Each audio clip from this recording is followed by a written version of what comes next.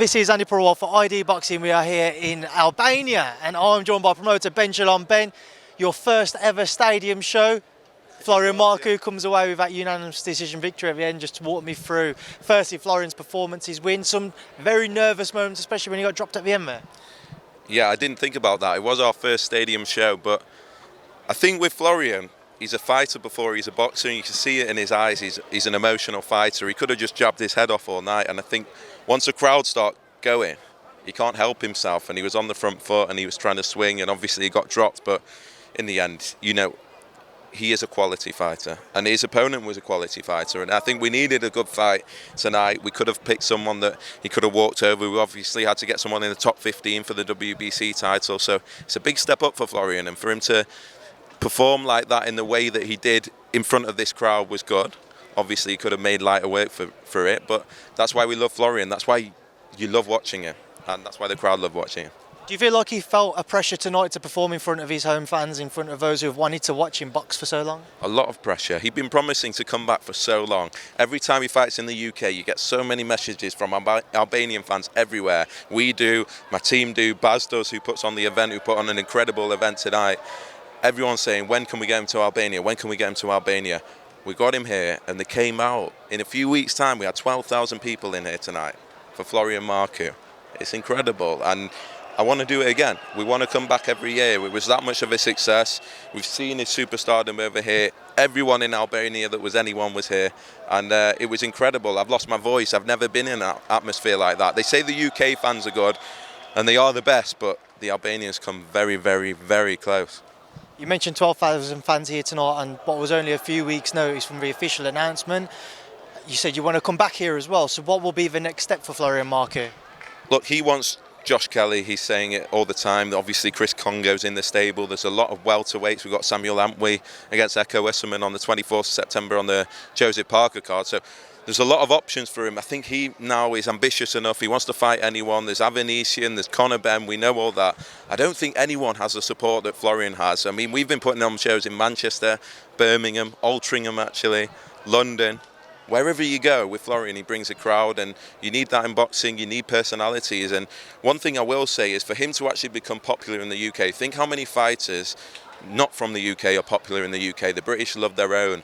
He's fought over there that many times now that they consider him their own, and he's a big star for Sky, he's a big star for us, but bring him here, it was dreams come true. Honestly, when I started with Florian, we were doing Ultimate Boxer 1, a tournament on Channel 5 Spike, and he was on there, and he was saying what he was going to do, and he was saying what he could do in the sport, and to see his dreams come true, it's incredible.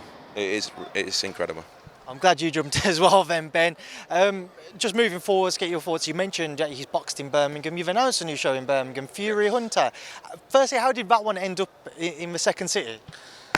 Look, we've got a lot of Midlands boxing is on the rise. We've seen it with Ben Whittaker, we've seen it with Fraser Clark, Galal Yafai, 3 of the Tokyo Olympians from Birmingham. We went there for Coventry with Dylan Chima and Adam Azim and Sam Eggington.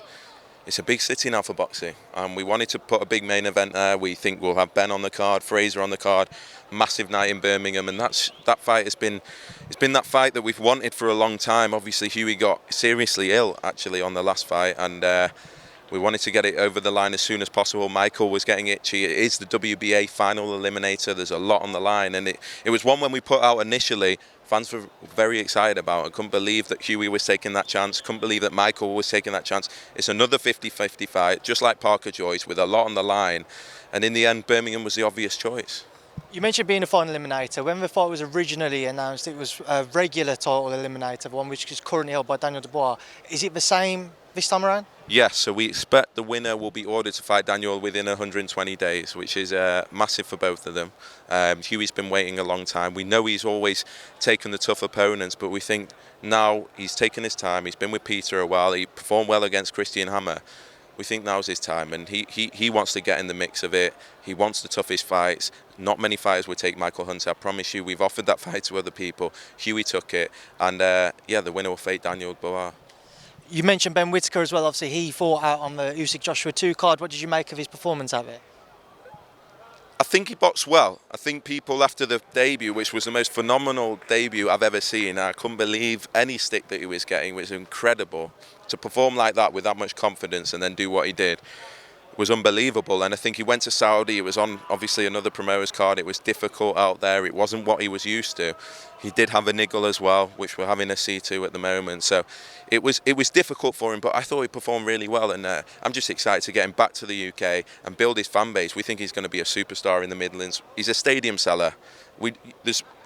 In boxing, you wait for generational talents. We've been waiting for them. We don't have those, you say marquee names that we had to start 12 months and build our fighters, and we looked at Ben Whittaker and said, you know, he can be the future of boxing. With Adam Azim, we really believe that, and yeah, he performed well. Looking forward to getting back, looking forward to getting him out on October the 29th in front of his home crowd, where I expect him to grow and grow and grow. Just on that one, I want to give a shout out to Viddal Riley, because I interviewed him yesterday and he said he's going to be on your case to try and get on the Fury Hunter card as well. So will he be on that card? He will. I actually confirmed that with his management today. They were chasing me as well.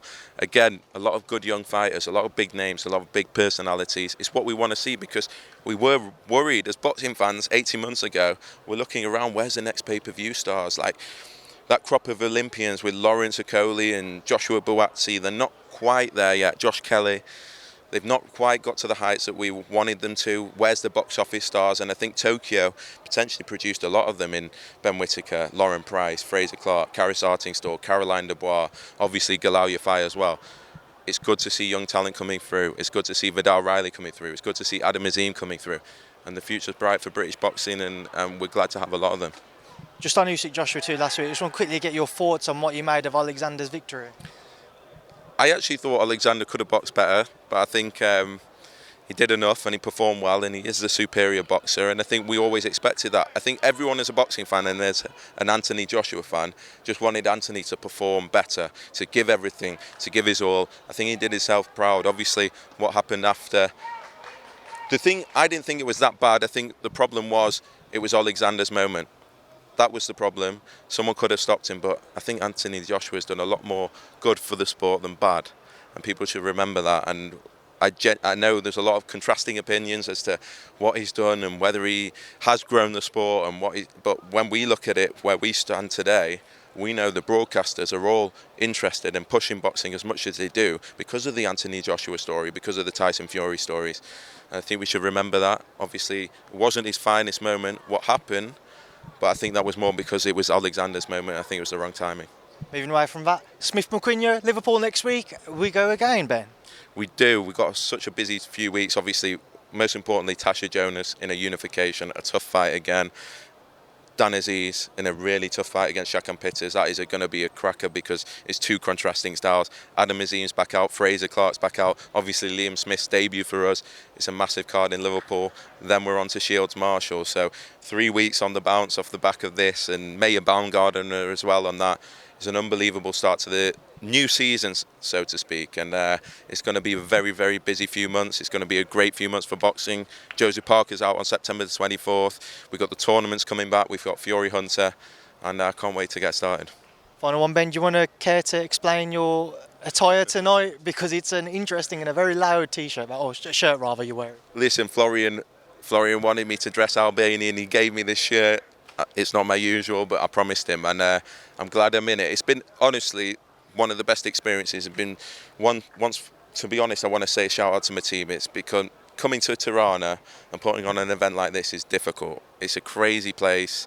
It's somewhere we've never been before. I arrived today and it was all set up, and it's the first time I've been to Albania, and we're just embracing it. And to have Florian here and to see the scale of boxing in Tirana is incredible, and I can't wait to be back. I genuinely think we'll be back here every year now, and hopefully bring a few stars out as well. Right, Ben, we'll leave that there now. Leave you to enjoy the rest of your evening and go catch up with Florian, and I'll do the same. Thanks for speaking to me in ID Boxing. Top man, cheers mate.